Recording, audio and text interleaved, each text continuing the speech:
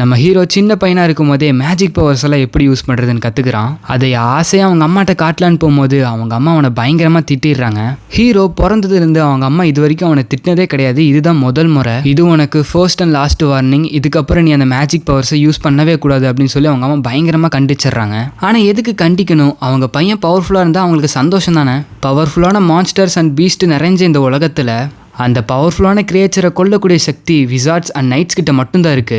ஆனா நம்ம ப்ரொட்டாகனிஸ்டுக்கு இந்த உலகத்திலே வச்சு ஸ்ட்ராங்கஸ்டா மாறதுக்கான பொட்டன்ஷியல் இருக்கு. இருந்தாலும் அவனோட உண்மையான ஐடென்டிட்டியை ரிவீல் பண்ணாம வாழ்ந்துட்டு இருக்கான். அதுக்கு காரணம் என்ன? அதை நம்ம நெக்ஸ்ட் வரக்கூடிய சாப்டர்ஸ்ல பார்க்கலாம். ரொம்ப நாள் கழிச்சு மறுபடியும் வீடியோ போலான்னு சொல்லி வந்திருக்கேன். உங்களால முடிஞ்ச அளவுக்கு சப்போர்ட் பண்ணுங்க. இந்த மான்வாவோட அடுத்தடுத்த சாப்டர்ஸ் வேணும்னா லைக் பண்ணிட்டு அண்ட் மறக்காம அந்த ஹைப் பட்டனை கிளிக் பண்ணிருங்க. நீங்க கொடுக்குற சப்போர்ட்டை பொறுத்து தான் இந்த மான்வாவை நான் கண்டினியூ பண்ணலாமா வேணாங்கிறது இருக்கு. ஓகே, வாங்க நம்ம ஸ்ட்ரைட் எபிசோடுக்குள்ள வந்து போயிடலாம். ரெண்டு சின்ன பசங்க அவங்கள ஒரு விசார்ட் அண்ட் மான்ஸ்டரை கற்பனை பண்ணிக்கிட்டு வெளியே விளையாண்டுட்டு இருக்காங்க. அவங்களே பார்த்த ஒரு எல்டரும் காலையிலேயே இவ்வளோ ஆக்டிவா பசங்க விளையாட ஆரம்பிச்சிட்டாங்களா, ரொம்ப நல்லது அப்படின்ற மாதிரி யோசிக்கிறாரு. அந்த விளையாண்டு இருந்த ரெண்டு பேர்த்துல ஒரு பையன் வந்து இந்த எல்டர் கிட்ட வந்து பேசுறான். நான் விசார்டா மாறணும்னா நான் என்ன பண்ணணும்னு சொல்லி கேட்கறான். அதுக்கு அந்த பெரியவரும், நீ விசார்டா மாறணும்னு நினைச்சா மட்டும் உன்னால விசார்டா மாறிட முடியாது. விசார்ட்ஸ் அப்படிங்கிறவங்க வந்து ஹியூமன்ஸை விட அத்தாரிட்டியில பெரியவங்க.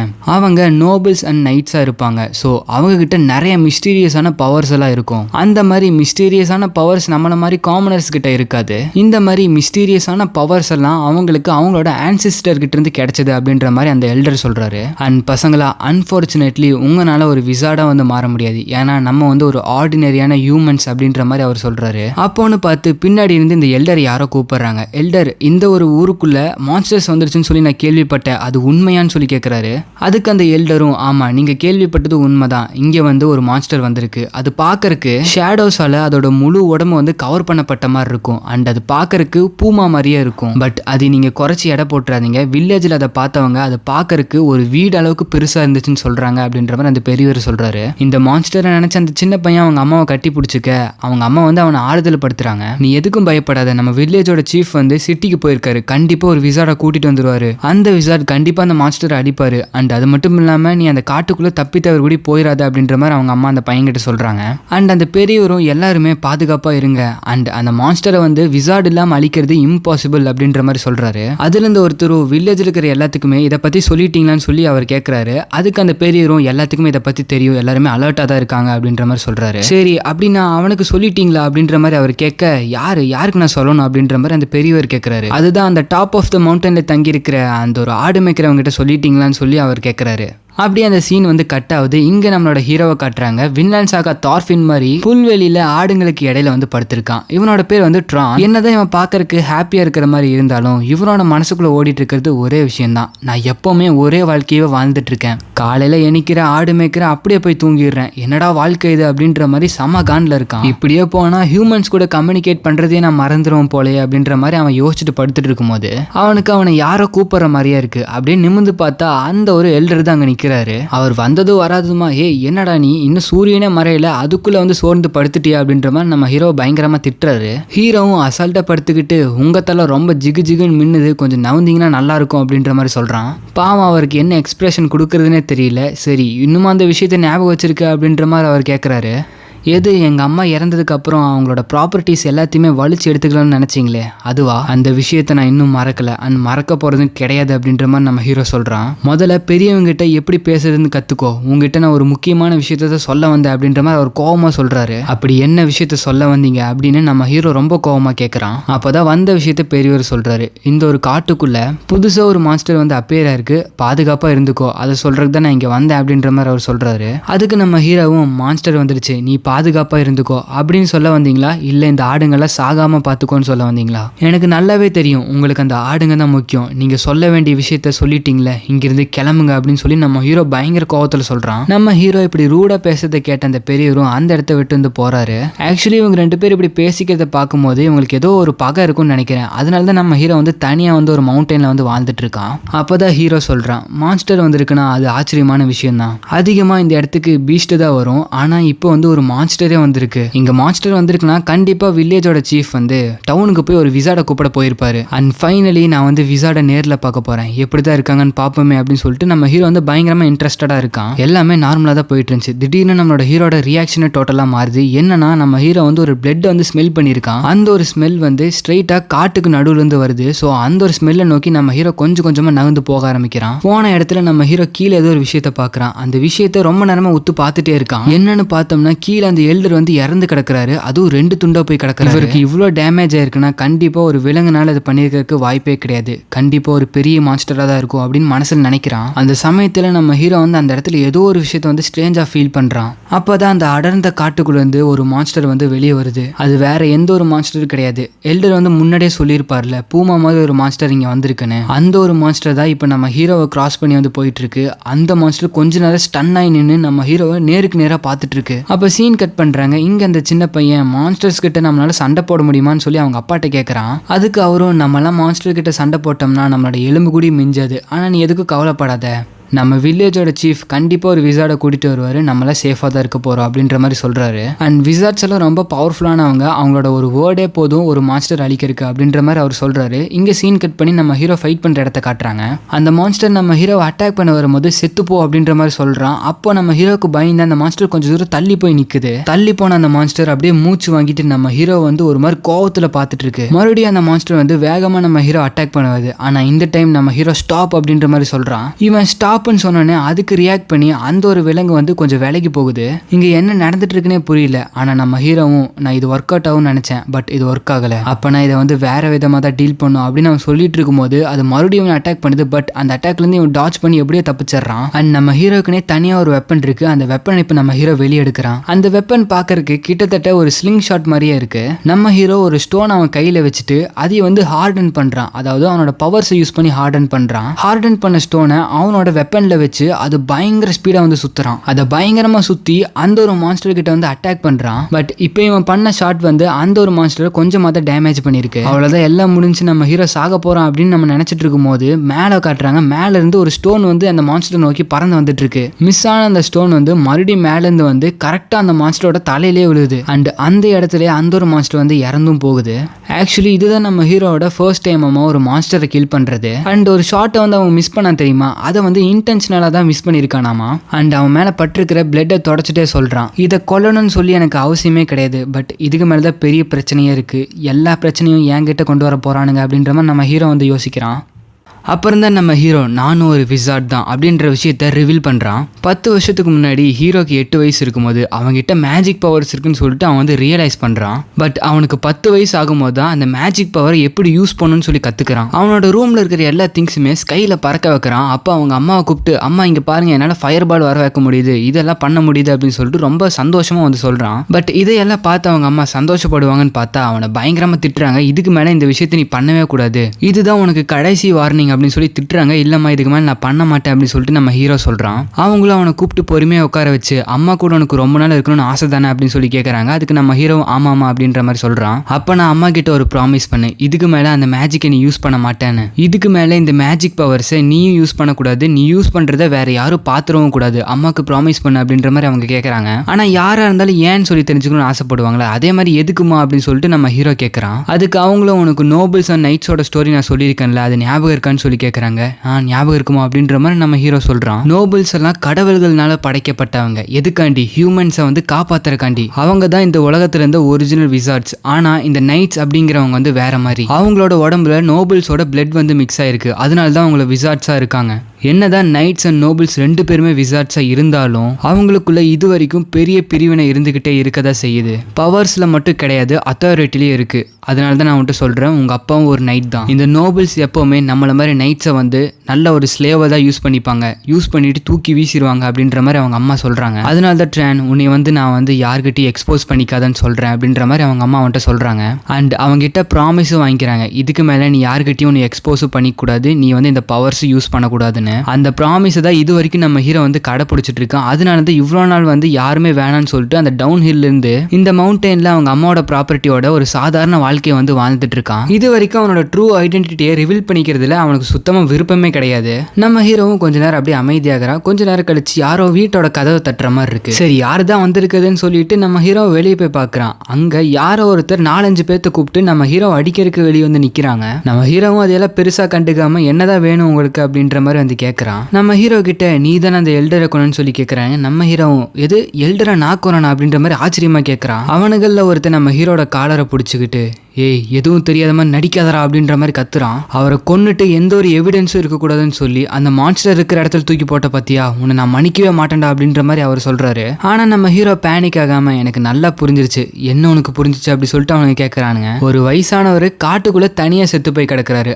ஆனா இந்த மாதிரி எங்க இருக்கிற நீங்க இந்த மாஸ்டரை கொல்லாம எம் மேல எல்லா பழியும் போடலாம்னு சொல்லி பாக்குறீங்க. அப்படி எம் மேல பழிய போட்டா உன்னை ஊருக்குள்ள யாரும் எதுவும் பேச மாட்டாங்களே அதனால தானே எம் மேல பழி போடுறீங்க அப்படின்ற மாதிரி நம்ம ஹீரோ கேட்கறான். இதையெல்லாம் கேட்ட அவன் செம கடுப்பாயிட்டு நம்ம ஹீரோவை பஞ்ச் பண்ண வரான். பட் நம்ம ஹீரோ அந்த பஞ்ச்ல இருந்து எப்படி நழுவி கீழே குனிஞ்சிடறான். கீழே குனிஞ்சவன் சடனா மேலே அடிச்சு அவனோட ஹெட்டை வச்சு பயங்கரமா ஒரு அட்டாக் பண்றான். அந்த அட்டாக்ல அவன் பறந்து போய் கீழே வந்துடுறான். அண்ட் அதே சமயத்துல நம்ம ஹீரோ மேஜிக்கை பத்தி எக்ஸ்பிளைன் பண்றான். மேஜிக் அப்படின்றது வந்து என்ன மாதிரி விசார்ட்ஸ் யூஸ் பண்றது. ஆனா அது யூஸ் பண்றதுக்கு எனக்கு நிறைய மானா பவர்ஸ் தேவை. ஆனா இவனுங்களெல்லாம் சமாளிக்கிறதுக்கு எனக்கு எந்த ஒரு மானா பவருமே தேவையில்லை அப்படின்ற மாதிரி நம்ம ஹீரோ அவனு கூட சண்டை போடுறான். அண்ட் நம்ம ஹீரோவும் ஃபால் ஓவர் அப்படின்ற மாதிரி சொல்லும் போது அங்க இருந்த ஒருத்தன் வந்து அப்படியே கவுந்தடிச்சு உள்ள. ஆக்சுவலா நம்ம ஹீரோ கிட்ட அவ்வளோக்கா மானா பவர் இல்லைனாலும் அவனால சில மேஜிக்ஸ் எல்லாம் யூஸ் பண்ண முடியுது. கொஞ்சம் அவங்ககிட்ட ஸ்கில்ஸ் இருக்கிறனால தான் இப்போ இவனுங்க எல்லாத்துக்கிட்டையும் வந்து சமாளிச்சுட்டு இருக்கான். இப்போ எல்லாருமே ஒட்டுக்கா சேர்ந்து நம்ம ஹீரோ அட்டாக் பண்ணான்னு சொல்லி பாக்குறானுங்க. பட் நம்ம ஹீரோ வந்து அசால்ட்டா அதுல இருந்து எல்லாத்தையுமே டாச் பண்ணி அவனுக்கு எல்லாத்தையுமே பயங்கரமா சமாளிக்கிறான். ஆனா ஒரு முக்கியமான விஷயம் என்னன்னா நம்ம ஹீரோ வந்து ஒரு விசார்ட் தானே.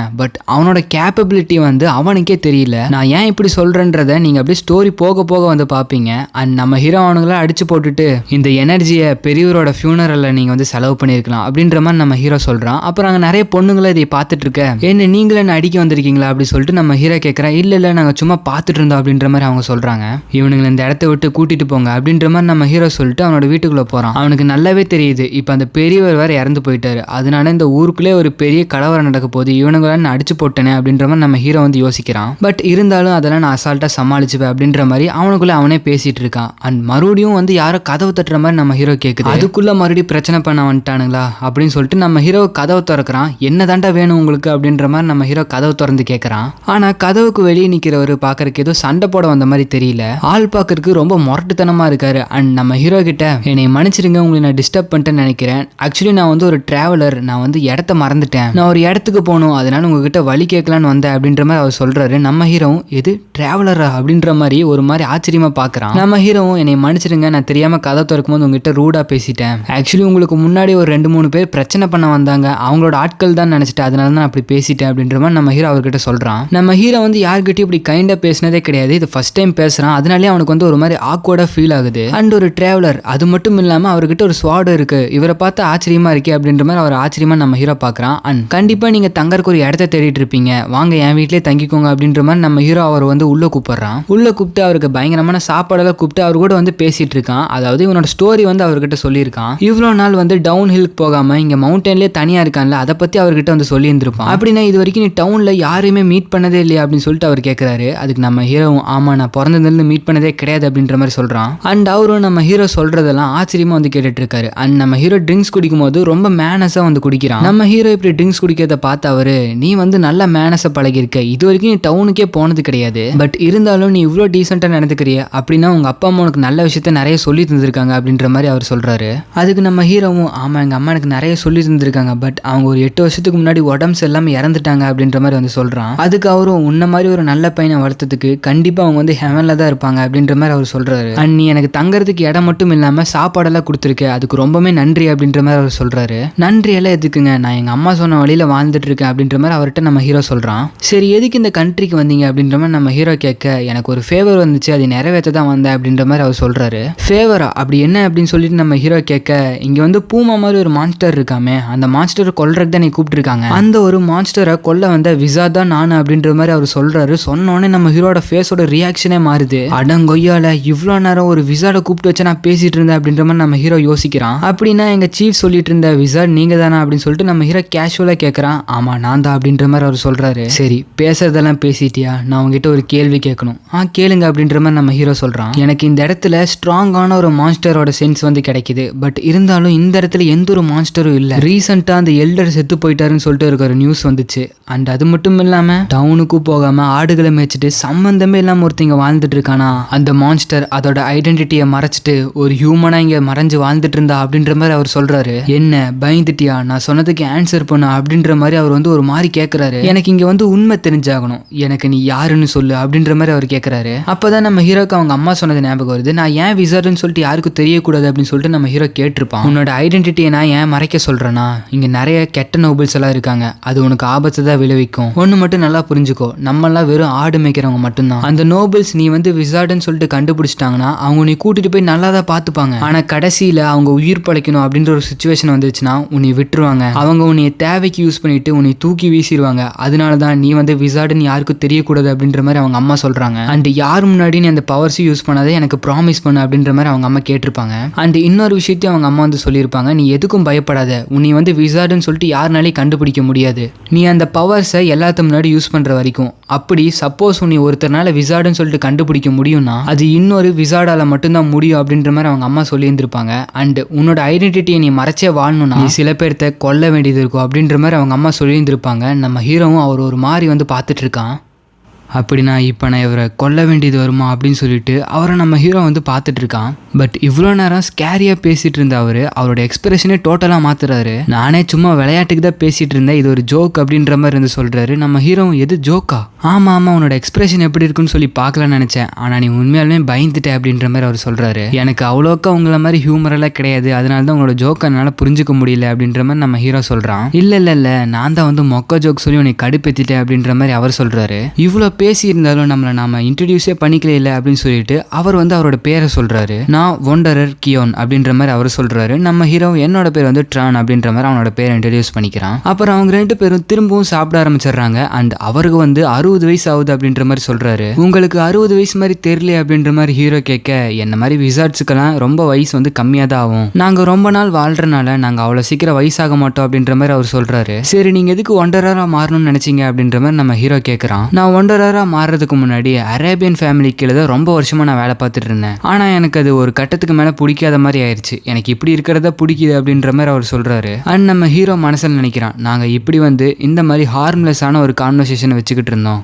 இவரை மாதிரி ஒரு குட் பர்சனை நான் ரொம்ப நாள் கழிச்சு பாக்குறேன் அப்படின்ற மாதிரி வந்து சொல்லிட்டு இருக்கான். அண்ட் ஹியூமன்ஸ் கூட பேசுறது இவ்வளோ ஜாலியா இருக்குன்னு சொல்லிட்டு எனக்கு தெரியாம போயிடுச்சு அப்படின்ற மாதிரி நம்ம ஹீரோ வருத்தப்படுறான். கியோனும் நான் வந்து போக வேண்டிய இடத்துக்கு சீக்கிரமா போகணும், நிறைய வேலை இருக்கு அப்படின்ற மாதிரி வந்து சொல்றாரு. அண்ட் இந்த சில்வர் காயினை வச்சுக்கோ, இது வந்து நீ கொடுத்த மீலுக்கு ரொம்பவுமே ஜாஸ்தி தான், இருந்தாலும் மனசுக்காக இதை நான் கொடுக்குறேன் வச்சுக்கோ அப்படின்ற மாதிரி அவர் சொல்றாரு. நம்ம ஹீரோவும் அந்த காயினை ரெஃப்யூஸ் பண்ணாம வாங்கிக்கிறான். அண்ட் உங்களோட ஹண்ட் நல்லபடியா போகட்டும் அப்படின்ற மாதிரி அவருக்கு விஷ் பண்றான். நான் இங்க திரும்ப வரமாட்டேன்னு மட்டும் நினைக்காத, கண்டிப்பா வருவேன் அப்படின்ற மாதிரி அவர் சொல்லிட்டு போறாரு. அண்ட் மறாவது நாள் காலையில வழக்கம் போல நம்ம ஹீரோவும் ஆட மேய்ச்சிட்டு இருக்கான். அண்ட் அந்த சமயத்துல கேதர் அப்படின்ற ஒரு வார்த்தையை சொல்றான். அவன் கேதர்னு சொன்ன உடனே இவ்வளவு நேரம் மேய்ச்சிட்டு இருந்த எல்லா ஆடுமே நம்ம ஹீரோவை நோக்கி கொஞ்சம் கொஞ்சமா வர ஆரம்பிக்குது. அப்பதான் நம்ம ஹீரோ மனசுல நினைக்கிறான், இதுதான் என்னோட ஃபர்ஸ்ட் டைம் விசார்டை நான் நேர்ல பாக்குறது. ஆனா அவர் விசார்ட் அப்படின்றத விட ஒரு மனுஷன் கூட ஒரு கம்ஃபர்டபுளான கான்வர்சேஷன் வச்சு ரொம்ப நாள் ஆன மாதிரி இருக்கு. நான் இது வரைக்கும் என் வாழ்க்கையில நிறைய அடல்ட்ஸை பார்த்திருக்கேன், பட் அவர்கிட்ட பேசுறது எனக்கு ரொம்பவே பிடிச்சிருந்துச்சு. அண்ட் அவர் வந்து ரொம்ப நல்லவரா இருந்தாரு அப்படின்ற மாதிரி சொல்றான். இது வரைக்கும் நம்ம ஹீரோக்கு அவங்க அம்மா என்ன சொல்லி கொடுத்துருப்பாங்க, இந்த நோபல்ஸ் அண்ட் நைட்ஸ் வந்து ரொம்ப அரகண்டா ரொம்ப கெட்டவங்களா இருப்பான்னு தானே சொல்லி கொடுத்துருப்பாங்க.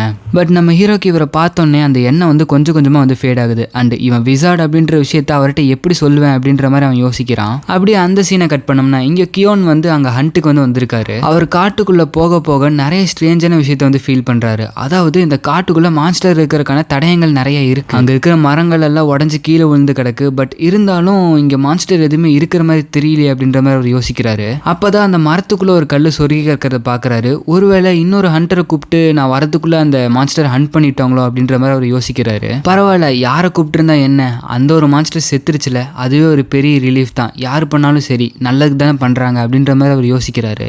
பட் சடனா அந்த நேரத்துல அவரோட ஃபேஸோட எக்ஸ்பிரஷனே டோட்டலா மாறுது. டக்குன்னு திரும்பி பின்னாடி பாக்குறாரு. இவ்வளவு நேரம் நம்ம செத்து போயிடுச்சுன்னு சொல்லி நினைச்சிட்டு இருந்தோம்ல, அந்த மான்ஸ்டரோட கால் தான் அது. அண்ட் அது அப்படியே கொஞ்சம் கொஞ்சமா இவரை நோக்கி வருது. என்னதான் நம்ம ஹீரோ பெரிய ஸ்டோனை வச்சு அதோட தலையவே செதைச்சிருந்தாலும் அந்த பிஞ்சு போன தலையை வச்சுக்கிட்டு இவரை நோக்கி ஒரு அட்டாக் பண்றதுக்காக அது வருது. அவரும் அந்த கிரியேச்சர் ஆச்சரியமா பார்த்துட்டு, எது ஒரு ரைத்தா, இது எப்படி ஒருத்தவங்க பண்ணிருப்பாங்க, யாரு பண்ணிருப்பாங்க அப்படின்ற மாதிரி யோசிக்கிறாரு. அண்ட் ஒரு சமயத்துக்கு மேல அது இவர் அட்டாக் பண்ண வருது. பட் எப்படி ஒரு டாச் பண்ணி தப்பிச்சிடுறாரு. ஆக்சுவலி என்ன கதைனா, இந்த விராத் அப்படின்றது எப்படி உருவாகும்னா, ஒரு விசார்ட் ஒரு மான்ஸ்டரை கொன்னதுக்கு அப்புறம் அந்த மான்ஸ்டர் கிட்ட இருக்கிற மானா பவர் அப்சர்வ் பண்ணாம விட்டுட்டாங்கன்னா அந்த மானாவோட பவர் மூலியமா இந்த ஒரு கிரியேச்சர் வந்து, அதாவது இந்த மான்ஸ்டர் வந்து ஒரு விராத்தா வந்து மாறிடுமாமா. சோ இப்படிப்பட்ட இந்த விராத் வந்து முன்னாடி இருந்த மான்ஸ்டர் விட ரொம்பவுமே டேஞ்சரஸா இருக்கலாம் அப்படின்ற மாதிரி அவர் சொல்றாரு. ஆனா இந்த மான்ஸ்டர் கண்டிப்பா பவர்ஃபுல்லா இருந்திருக்கணும். அண்ட் அது மட்டும் இல்லாம இந்த மான்ஸ்டர் தோக்கடிச்சது ஒரு விசார்டா தான் இருந்திருக்கணும். இங்க இருக்கிற எல்லா விசார்ட்ஸுக்குமே தெரியும் அதோட மானா பவர் அப்சர்வ் பண்ணிடலாம், அது வந்து கண்டிப்பா ஒரு விராத்தா மாறிடும் சொல்லி. ஆனா எதுக்கு அந்த விசார்ட் வந்து இதோட மானா பவர் அப்சர்வ் பண்ணாம விட்டுருக்கணும், இது இன்டென்ஷனலா பண்ணிருக்கலாமா அப்படின்ற மாதிரி வந்து மனசுல யோசிக்கிறாரு. அவங்க இன்டென்ஷனலா பண்ணாங்களோ இல்ல தெரியாம பண்ணாங்களோ, ஆனா இது அழிக்க வேண்டியது ஏன் வேலை அப்படின்னு சொல்லிட்டு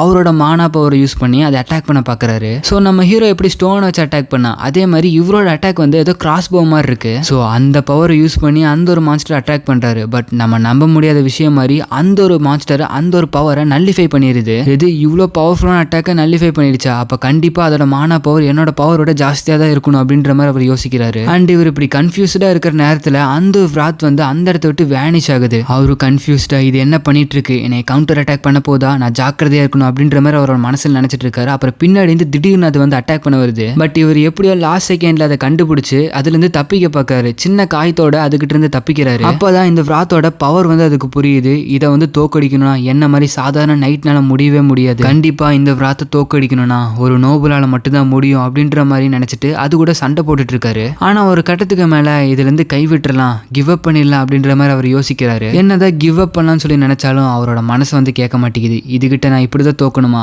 ஆனா நான் சாக போறேன்னு தெரிஞ்சிருச்சுன்னா எதுக்கு நான் இப்படி கோலத்தனமா சாகணும், நான் என்னோட எல்லா மானா பவர்ஸுமே யூஸ் பண்ணி அதை அட்டாக் பண்ண போறேன் அப்படின்னு சொல்லிட்டு அவரோட மானா பவர்ஸ் எல்லாத்தையுமே அவர் கேதர் பண்றாரு. அதே போல அந்த கிரியேச்சர் ஒரு அட்டாக் பண்ண வர, பட் அவரோட ஃபுல் பவர் அவரோட கை கொண்டு வந்து, கோயால நீ வாடா இன்னைக்கு நீயா நானும் பாத்தரலாம் அப்படின்ற மாதிரி அவரும் ரெண்டு பேரும் நேருக்கு நேரம் அட்டாக் பண்றாங்க. பட் சடனா காட்டுக்குள்ள இருந்து ஒரு சின்ன வெளிச்சம் வருது. அந்த வெளிச்சத்துக்குள்ள இருந்து ஏதோ ஒரு பவர் வந்து இந்த மான்ஸ்டர் வந்து அட்டாக் பண்ணுது. அதை அட்டாக் பண்ண உடனே அந்த மான்ஸ்டர் அந்த இடத்துல மயங்கி கீழே வந்துடுது. கியோனால அதை வந்து நம்பவே முடியல, யார் அதை பண்ணிருப்பா அப்படின்னு சொல்லிட்டு ரொம்ப வந்து யோசிக்கிறாரு. அப்பதான் அந்த காட்டுக்குள்ள இருந்து ஒரு சவுண்ட், உங்களுக்கு எதுவும் ஆகல, நீங்க நல்லா தான் இருக்கீங்கன்னு சொல்லிட்டு யாரோ கேக்குறாங்க. எஸ், அது நீங்க நினைச்ச மாதிரி தான், அது நம்ம ஹீரோ தான், அவரை வந்து காப்பாத்தி இருக்கான். டுரான் நீ தான் இதை பண்ணி அப்படின்ற மாதிரி அவர் வந்து ஆச்சரியமா கேட்கிறாரு. ஆமா நான் தான் பண்ண சார் அப்படின்ற மாதிரி அவன் சொல்றான். அப்படின்னா நீ ஒரு விசார்டா, அது ஏன் என்கிட்ட இருந்து மறைச்ச அப்படின்ற மாதிரி கேட்கிறாரு. சரி நீ விசார்ட் அப்படின்றது ஒரு ஓரமா இருக்கட்டும், என்ன எதுக்கு இப்ப நீ காப்பாத்தின அப்படின்ற மாதிரி அவர் கேட்கிறாரு. மத்த எல்லாத்து மாதிரியும் எனக்கு என்னமோ ஆகட்டும்னு சொல்லிட்டு நீ விட்டுட்டு போயிருக்கலாம்ல அப்படின்ற மாதிரி அவர் கேட்கிறாரு. உங்களை நான் எதுக்கு காப்பாத்தினா இப்படின்னு நம்ம ஹீரோ சொல்லும் போது ஒரு பிளாஷ்பேக் வந்து காட்டுறாங்க. நீங்க ஒண்டரா இருந்து நிறைய இடத்துக்கு போயிட்டு நிறைய மான்ஸ்டர் கொண்டிருக்கீங்க, ஆனா நீங்க பண்ண வேலைக்கு உங்களுக்கு யாருமே பணம் புகழ் எதுவுமே தரலையே, அதை நினைச்சு உங்களுக்கு ரிக்ரெட்டா இல்லையான்னு சொல்லிட்டு நம்ம ஹீரோ கேட்கறான். அப்பதான் கியோன் வந்து ஒரு விஷயத்த சொல்றாரு. அதாவது எனக்கு கிடைச்சிருக்கிற பவர், அதாவது அந்த விசார்டோட பவர், அதுதான் எனக்கு கிடைச்சதுலேயே ஒரு சிறந்த விஷயம். அண்ட் கடவுள் வந்து அது எனக்கு தந்திருக்கிறதுக்கு ஒரு காரணம் இருக்கு. மக்கள் வந்து இந்த மான்ஸ்டர்ஸ் கிட்ட வந்து நிறைய கஷ்டப்படுறாங்க, அவங்களெல்லாம் காப்பாற்றணும், அவங்கள இந்த மான்ஸ்டர் கிட்ட இருந்து காப்பாற்றுறது மட்டும் தான் என்னோட குறிக்கோள், மற்ற எதுவுமே நான் எதிர்பார்க்கல அப்படின்ற மாதிரி அவர் சொல்றாரு. ஆனா என்ன மாதிரி எல்லா விசார்ட்ஸும் இருந்துருவாங்கன்னு சொல்லி நினைக்காத, நிறைய பேர் இங்க காசுக்காக மட்டும்தான் வேலை பார்க்கறாங்க அப்படின்ற மாதிரி சொல்றாரு. மற்றவங்க கிட்ட இருந்து எதுவுமே எதிர்பார்க்காம மற்றவங்களுக்கு உதவுறது தான் நம்ம ஹீரோக்கு இவர்கிட்ட இருந்து ரொம்பவே பிடிச்சிருந்திருக்கும். உங்களோட கேரக்டர் வந்து எனக்கு ரொம்பவுமே பிடிச்சிருந்துச்சு, அதனால தான் உங்களை காப்பாத்தினேன் அப்படின்ற மாதிரி நம்ம ஹீரோ வந்து பேசிட்டு இருக்கான். அந்த சமயத்துல மறுபடியும் அந்த விராத்துக்கு வந்து உயிர் வருது. இவ்வளவு நேரம் படுத்துட்டு இருந்த அந்த விராத் வந்து சடனா எழுந்து இவங்களை அட்டாக் பண்ண வருது. அப்பதான் அவரு சொல்றாரு, இது நம்மளால தனியா ஹேண்டில் பண்ண முடியாது, அதனால நீ என்ன பண்றனா டக்குன்னு வில்லேஜுக்கு போய் சீஃப் கிட்ட சொல்லி நிறைய பேர்த்த ஒரு ஃபோர்ஸை கொண்டு வா, அது வரைக்கும் என்னால முடிஞ்ச அளவுக்கு இந்த விராத்தை வந்து நான் ஹேண்டில் பண்றேன், உன்னால முடிஞ்ச அளவுக்கு சீக்கிரமா ஹெல்ப் கூட்டு வா அப்படின்ற மாதிரி அவர் சொல்றாரு. நம்ம தனியா சண்டை போட்டோம்னா இதை தோக்கடிக்கிறதுக்கு சுத்தமா வாய்ப்பே கிடையாது அப்படின்ற மாதிரி அவர் சொல்லிட்டு இருக்கும்போது நம்ம ஹீரோவும் அது பிரச்சனை இல்லை நான் பாத்துக்கிறேன் அப்படின்ற மாதிரி சொல்றான். எது நீ பாத்துக்கிறியா அப்படின்ற மாதிரி அவர் ஆச்சரியமா கேட்கிறாரு. அப்பதான் நம்ம ஹீரோ வந்து ஒரு கிரவுண்ட்ல இருக்கிற கல்லை வந்து அவனோட பவர்ஸ் யூஸ் பண்ணி எடுக்கிறான். நான் இதுக்கு முன்னாடி பண்ண அட்டாக் அது மேல ரொம்ப எஃபெக்டிவா இல்லைன்னா நான் கண்டிப்பா இன்னும் ஸ்ட்ராங்கரா அட்டாக் பண்ணும் அப்படின்ற மாதிரி நம்ம ஹீரோ சொல்றான். அப்பதான் கியோன் வந்து மனசுல நினைக்கிறாரு, எது அவன் அப்படியே அட்டாக் பண்ணுது, அவனோட ஃபுல் பவர் இல்லையா அப்படின்ற மாதிரி. கியோன் வந்து நம்ம ஹீரோட பவர்ஸை பார்த்து ரொம்பவுமே வந்து ஆச்சரியப்படுறாரு. அவர் மனசுல நினைக்கிறாரு, இவன் யாரா இருப்பான், ஒருவேளை நோபல் ஃபேமிலியிலேருந்து தப்பிச்சு வந்த ஒரு நைட்டா இருப்பானோ, ஒருவேளை ஒரு நோபல் ஃபேமிலியை சேர்ந்தவனா இருப்பானோ அப்படின்ற மாதிரி யோசிக்கிறாரு. அப்பதான் நம்ம ஹீரோ அவனோட பவர்ஸை யூஸ் பண்றான். அண்ட் நம்ம ஹீரோவும் பவர்ஸை யூஸ் பண்ணும்போது சொல்றான், எனக்கும் என்னோட பவர்ஸை தெரிஞ்சுக்க ஆர்வமா தான் இருக்கு அப்படின்ற மாதிரி சொல்லிட்டு அந்த ஒரு கிரியேச்சர் வந்து அட்டாக் பண்றான்.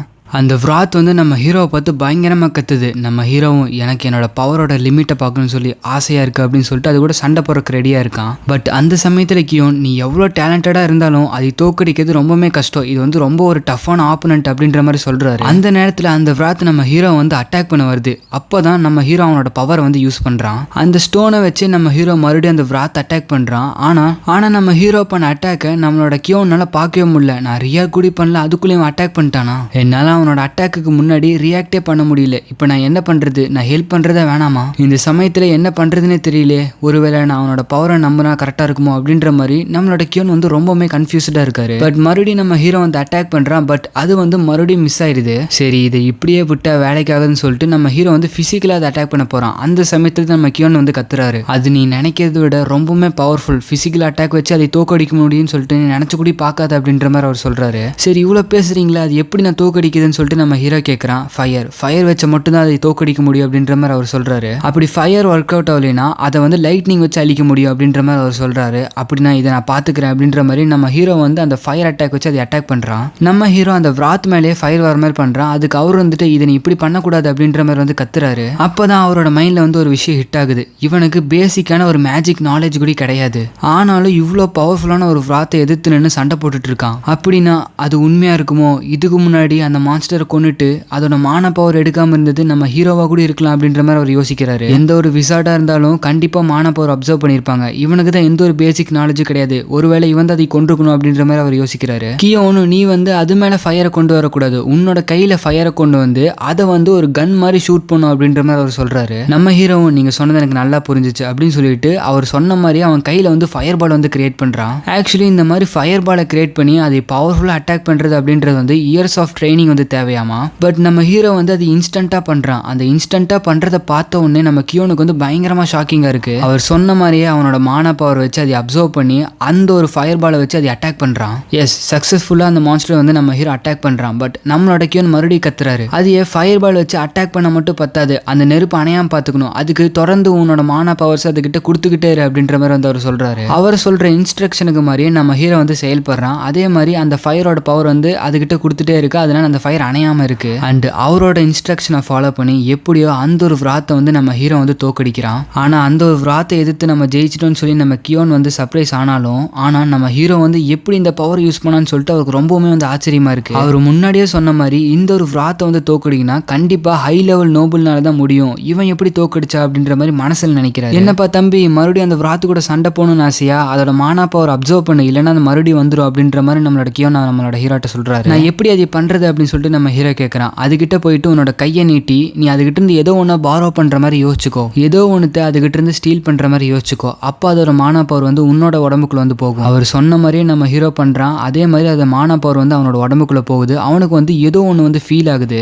இதுக்கு முன்னாடி இருந்ததை விட நம்ம ஹீரோ வந்து ஸ்ட்ராங்கரா ஃபீல் பண்றான். எப்படி இருந்துச்சு அந்த எக்ஸ்பீரியன்ஸ், ஒரு பிளஷரை ஃபீல் பண்ணியா அப்படின்ற மாதிரி நம்மளோட கியோன் கேட்கறாரு. நம்ம ஹீரோ ஆமான்னு சொல்றான். இதுதான் உன்னோட ஃபர்ஸ்ட் டைமா மானவ அப்சர்வ் பண்றது அப்படின்னு அவர் கேட்கறாரு. ஆமா, இதுதான் என்னோட ஃபர்ஸ்ட் டைம் அப்படின்ற மாதிரி நம்ம ஹீரோ சொல்றான். ஆக்சுவலி ஒருத்தவங்க ஃபர்ஸ்ட் டைம் அவங்களோட மானா பவர் அப்சர்வ் பண்ணிட்டாங்கன்னா அவங்க வளர வளர அந்த மானா பவர் அவங்க கூட சேர்ந்தே வளருமாமா. பட் இது வரைக்கும் எந்த ஒரு மானா பவருமே அப்சர்வ் பண்ணாத நம்ம ஹீரோ எப்படி அந்த ஒரு விராத்தை கொண்டான்னு சொல்லிட்டு இவருக்கு இன்னுமே வந்து ஆச்சரியமா இருக்கு. ஒருவேளை இவன் கண்டிப்பா இந்த ஹை ரேங்க் நோபலா இருப்பானோ அப்படின்ற மாதிரி அவர் வந்து யோசிக்கிறாரு. கியோனும், ட்ரான், நான் அவங்ககிட்ட வந்து ஒன்று கேட்கணும், எனக்கு கொஞ்சம் எம்ப்ரேசிங்கா தான் இருக்கு, பட் இதை நான் கேட்கறேன், உன்னோட ஹவுஸ் அண்ட் பிளட் லைன் என்னன்னு சொல்ல முடியுமா அப்படின்னு சொல்லிட்டு அவர் கேட்கறாரு. அதுக்கு நம்ம ஹீரோவும், சார் முதல்ல உங்களோட லெஃப்ட் ஹேண்ட்ல ஒழுகுற பிளட்டை தொடங்க, அதுக்கப்புறம் என்னோட பிளட் லைன் என்னன்னு சொல்லிட்டு நம்ம கண்டுபிடிப்போம் அப்படின்ற மாதிரி நம்ம ஹீரோ சொல்றேன். என்னன்னு பார்த்தோம்னா அவரோட கையிலேருந்து பிளட் வந்து ஒழுகிட்டு இருக்கு. இவங்க அந்த விராத்தை வந்து தோக்கடிச்ச உடனே நம்மளோட ஹீரோட வீட்டுக்கு வந்துடுறாங்க. அப்புறம் தான் அவர் சொல்றாரு, உங்ககிட்ட நான் ஏதோ தப்பா பேசியிருந்தாலோ ரூடோ பேசியிருந்தாலோ என்னை மன்னிச்சிருங்க, நீங்க கண்டிப்பா ஹை ரேங்க் நோபலா தான் இருப்பீங்க, நான் ஏதோ பேசியிருந்தா என்னை மன்னிச்சிருங்க அப்படின்ற மாதிரி அவர் ரொம்ப கெஞ்சி கெஞ்சி கேட்டுட்டு இருக்க, நீ இப்படி பேசாதீங்க, எனக்கு சுத்தமா பிடிக்கல அப்படின்ற மாதிரி நம்ம ஹீரோ சொல்றான். இருந்தாலும் நீங்க என்னோட பவர்ஃபுல்லா தெரியுறீங்க, மரியாதை கொடுத்து தானே ஆகணும் அப்படின்னு சொல்லிட்டு அவர் சொல்லும் போது, எப்பவும் போலயுமே பேசுங்க அப்படின்னு சொல்லிட்டு நம்ம ஹீரோ கோவப்படுறான். அதுக்கு அவரு சரின்னு சொல்றாரு. சொல்றாரு. எனக்கு இன்னும் சுத்தமாவுமே புரியல, இவரோ பவர்ஃபுல்லான ஒரு விசார்ட், இப்படி வந்து ஆடு மேய்ச்சிட்டு இருக்கீங்களே, இது உங்களுக்கு சூட்டே ஆகல அப்படின்ற மாதிரி அவர் சொல்றாரு. அதுக்கு நம்ம ஹீரோவும், எங்க அம்மாவோட கடைசி ப்ராமிஸ் நான் எந்த ஒரு விசார்டா மாறக்கூடாது அப்படின்றது தான், அதை தான் இது வரைக்கும் நான் கடைப்பிடிச்சிட்டு இருக்கேன். எங்க அம்மா சொன்னது என்னன்னா, ஒருவேளை நான் நைட் இல்லைன்னா விசார்டுன்னு தெரிஞ்சிருச்சுன்னா அவங்க வந்து என்னை யூஸ் பண்ணிட்டு த்ரோ பண்ணிடுவாங்கன்னு சொன்னாங்க. நான் ஒரு ஸ்லேவா ஆயிடக்கூடாதுன்னு சொல்லி தான் எங்க அம்மா அந்த ப்ராமிஸ் என்கிட்ட இருந்து வாங்கியிருக்காங்க அப்படின்னு சொல்லிட்டு நம்ம ஹீரோ சொல்றான். உங்க அம்மா நல்லா வயசா தான் இருந்திருக்காங்க அப்படின்ற மாதிரி அவர் வந்து சொல்றாரு. நம்ம ஹீரோ ஆச்சரியமா என்னன்னு சொல்லி கேட்கறான். ஆனா உங்க அம்மா சொன்னதுல பாதி கரெக்ட் தான், ஆனா பாதி தப்பு. யாருக்கெல்லாம் கிரேட் பவர் இருக்கோ கண்டிப்பா அவங்களுக்கு கிரேட் ரெஸ்பான்சிபிலிட்டி இருக்கும். அதுக்கு தகுந்த பின்விளைவுகளை அவங்க அனுபவிச்சுதான் ஆகணும். நான் வந்து ஒரு தடவை அரேபியன் இவங்களுக்கு சர்வ் பண்ணிட்டு இருக்கும் போது ஜஹார் ஃபேமிலி சேர்ந்த இன்னொரு கிரேட் ஹவுஸுக்கும் எங்களோட அரேபியன் ஃபேமிலிக்கும் ஒரு வார் நடந்துச்சு. அந்த வார்ல நிறைய நைட்ஸ் வந்து கலந்துக்கிட்டாங்க. கிட்டத்தட்ட 3000 நைட்ஸ் வந்து எங்களோட இதுல இருந்து சண்டை போட்டாங்க. ஆனா அதுல 900 நைட்ஸ் வந்து இறந்து போனாங்க. ஆனா அன்பார்ச்சுனேட்லி அந்த இறந்து போனவங்கள 3% எனக்கு ரொம்பவுமே நெருங்கியவங்க. எனக்கு தெரிஞ்ச ஒரு ஃப்ரெண்டு எப்பவுமே அவனுக்கு ஒரு அமைதியான வாழ்க்கை வேணும்னு சொல்லி நினைச்சிட்டே இருப்பான். பட் அவன் அந்த வார்ல இறந்து போனான். அந்த ஒரு வார்ல நான் என்னோட டீச்சரை கூட இழந்தேன். அண்ட் அது மட்டும் இல்லாம இன்னொரு பெரிய இழப்பு கூட எனக்கு வந்துச்சு. எனக்கு ரொம்ப நெருங்கிய என்னோட ஒய்ஃப் அண்ட் சன்னும் வந்து அந்த ஒரு வார்ல வந்து இறந்து போனாங்க அப்படின்ற மாதிரி அவர் சொல்றாரு. என்ன மாதிரி நைட்ஸா இருந்தாலே இந்த மாதிரி ஹாப்பினஸ் அப்படின்றது வந்து டெம்பரவரியா தான் இருக்கும். காமனர்ஸை கம்பேர் பண்ணும்போது எங்களோட வாழ்க்கை ரொம்பவுமே கஷ்டமானது தான். அதனால தான் உங்க அம்மா வந்து அந்த வாழ்க்கைக்குள்ள உன்னை போகாம பார்த்துட்டு இருந்திருக்காங்க அப்படின்ற மாதிரி அவர் சொல்றாரு. ஆனா ஒரு விஷயத்துல உங்க அம்மா தப்புன்னு சொன்னல, அது உன்னோட ஆப்டிடியூட், அதாவது உன்னோட பவர். இது இந்த நிலைமையில சொல்றதுக்கு எனக்கு எம்ப்ரேசிங்கா தான் இருக்கு. பட் இருந்தாலும் சொல்றேன், உண்மையிலேயே நானும் ஒரு நல்ல விசார் தான். பட் அந்த ஒரு விராத்தை தோக்கடிக்கிறதுல நான் ரொம்பவுமே கஷ்டப்பட்டேன். ஆனா நீ அந்த விராத்தை ரொம்பவுமே சுலபமா தோக்கடிச்சு, அது எனக்கு இன்னுமே ஆச்சரியமா இருக்கு. நீ இவ்வளவு நல்லா ஃபைட் பண்றீனா நீ கண்டிப்பா ஒரு ஹை லெவல் நோபலா தான் இருப்ப அப்படின்ற மாதிரி அவர் சொல்றாரு. அண்ட் அது மட்டும் இல்லாம உன்னோட ஆப்டிடியூட் ரொம்பவுமே ஹையரா இருக்கு அப்படின்ற மாதிரி வந்து சொல்றாரு. அப்படின்னா எங்க அம்மா எங்க அப்பா வந்து நைட்டுன்னு சொன்னாரு, அப்ப அது வந்து பொய்யா அப்படின்ற மாதிரி நம்ம ஹீரோ கேட்கறான்.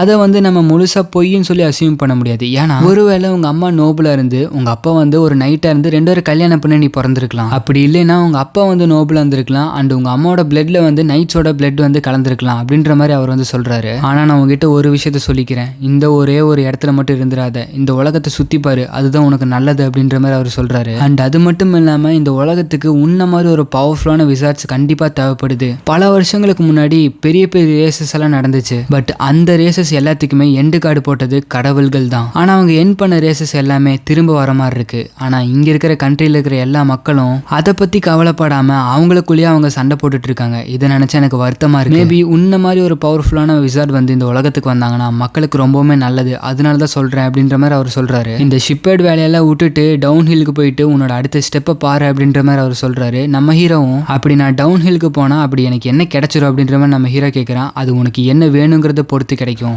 உனக்கு வெல்த், ஃப்ரெண்ட்ஷிப், அத்தாரிட்டி அதெல்லாம் இந்த மவுண்டன்ல கிடைச்சிடாதுல. ஆனா நீ கீழே போனீங்கன்னா உனக்கு கிடைக்கும். நிறைய டைம் எடுத்துக்கோ, நல்லா இமேஜின் பண்ணி யோசிச்சு பாரு. நான் இந்த உலகத்துக்கு ஒரு நல்லது நடக்கணும்னு சொல்லி தான் உங்ககிட்ட நான் இவ்வளவு நேரம் பேசிட்டு இருக்கேன் அப்படின்ற மாதிரி சொல்லிட்டு அவர் வந்து வெளியே போறாரு. ஒரு வண்டரரா இருந்து இந்த உலகத்துல இருக்கிற ஹியூமன்ஸை நீ காப்பாத்த போறியா, இல்ல இதே மாதிரி ஒரு போரிங்கான ஒரு ஆடு மேய்க்கிற வாழ்க்கையை நீ மறுபடியும் வாழ போறியா, அது உன் கையில தான் இருக்கு அப்படின்ற மாதிரி அவர் சொல்லிட்டே வெளியே போறாரு. எனக்கு தெரிஞ்சு என்னோட முடிவு எனக்கு கிடைச்சிருச்சுன்னு நினைக்கிறேன் அப்படி சொல்லிட்டு நம்ம ஹீரோ வெளியே வரான். எனக்கும் இந்த உலகத்தை சுத்தி பார்க்கணும்னு சொல்லி ரொம்ப கியூரியஸா தான் இருக்கு, எப்படி இருக்குன்னு தெரிஞ்சுக்கணும், இந்த வாழ்க்கையை விட்டு நான் வெளியே வரணும் அப்படின்ற மாதிரி நம்ம ஹீரோ சொல்றான். ஐயோ நான் நிறைய பேசி உன்னோட மனசுக்குள்ள ஒரு ஆசையை வந்து விதைச்சிட்டேன்னு நினைக்கிறேன் அப்படின்ற மாதிரி அவர் சொல்றாரு. என்னவா இருந்தாலும் சரி உன்னோட ஜேர்னில நான் கண்டிப்பா ஹெல்ப் பண்ணுவேன், உனக்கு என்ன தேவையோ அதை என்கிட்ட கேளு அப்படின்ற மாதிரி அவர் சொல்றாரு. நம்ம ஹீரோ கிட்ட உன்னோட பிளட் லைன் என்ன அப்படி சொல்லிட்டு அவர் வந்து கேட்கறாரு. சாரி உனக்கு தான் பிளட் லைன் என்னன்னு தெரியாதுல, நான் இப்படிதான் மறந்து போயிடுறேன்னு சொல்லிட்டு அவர் வந்து பிளட் லைன் என்னன்னு சொல்லிட்டு வந்து எக்ஸ்பிளைன் பண்றாரு. ஆக்சுவலி இந்த பிளட் லைன் அப்படின்றது வந்து இந்த நோபல்ஸ் எல்லாம் இருக்காங்க தெரியுமா, பரம்பரையா அவங்களுக்கு வந்து ஸ்பெஷல் பவர்னு ஒன்று இருக்குமாமா. அது வந்து அவங்க ஆன்செஸ்டர் கிட்ட இருந்தெல்லாம் வந்திருக்குமாமா. ஸோ இப்போ நம்ம ஹீரோட பிளட் லைனை கண்டுபிடிக்கிறதுக்கு அவர் வந்து ஹெல்ப் பண்ணிட்டு இருக்காரு. உனக்கு ஏதோ ஒரு மேஜிக்கை எந்த ஒரு மானா பவர், அதாவது கம்மியான மானா பவர் யூஸ் பண்ணி நல்லா ஸ்ட்ராங்கா யூஸ் பண்ண முடியுமா அப்படின்னு சொல்லிட்டு அவர் கேட்கறாரு. எனக்கு தெரிஞ்ச வரைக்கும் என்னோட மானா பவர் யூஸ் பண்ணி இன்னொரு விசார்டோட பிசிக்கல் ஸ்ட்ரென்த்தை வந்து என்னால் இன்க்ரீஸ் பண்ண முடியும். அண்ட் கீழே இருக்கிற ஸ்டோன்ஸ் எல்லாத்தையுமே என்னோட பவர்ஸை யூஸ் பண்ணி என்னால் பயங்கரமான ஃபோர்ஸ்ல வந்து தூக்கி வீச முடியும் அப்படின்ற மாதிரி நம்ம ஹீரோ சொல்றான். ஆக்சுவலி இந்த த்ரோவிங் பவர் வந்து எல்லாத்துக்குமே காமனாக தான் இருக்கும். அதை வச்சு உன்னோட பிளட் லைன் என்னன்னு சொல்லி கண்டுபிடிக்க முடியாது. வேற என்னென்னலாம் இருக்குன்னு சொல்லிட்டு நம்ம ஹீரோ கிட்ட அவர் எல்லாத்தையுமே கேட்டு நம்ம ஹீரோட பிளட் லைன் என்னன்னு சொல்லிட்டு கண்டுபிடிக்கிறாரு. நம்ம ஹீரோ என்னாச்சு சார் மூஞ்சி எதுக்கு அப்படி வச்சிருக்கீங்க அப்படின்ற மாதிரி கேட்கறான். இங்க நம்ம கியோனை பார்த்தோம்னா அவர் ஒரு மாதிரி ரொம்ப சேடா நின்று இருக்காரு. நீ எந்த ஃபேமிலியை சேர்ந்தவன், நீ எந்த ஒரு பிளட் லைனை சேர்ந்தவன் எனக்கு தெரிஞ்சிருச்சு, நீ வந்து அந்த ஜஹார் ஃபேமிலி சேர்ந்தவன் தான். எந்த ஒரு ஃபேமிலி வாரை கொண்டு வந்து என் குடும்பத்தை கொண்டுச்சோ அந்த ஃபேமிலி சேர்ந்தவன் தான் நீ அப்படின்ற மாதிரி நம்ம ஹீரோவை பார்த்து வந்து சொல்கிறாரு. நம்ம ஹீரோவுக்கு அதை கேட்ட உடனே பயங்கரமான ஷாக்கு. அவனுக்கு எப்படி ரியாக்ட் பண்ணுறதுனே தெரியல.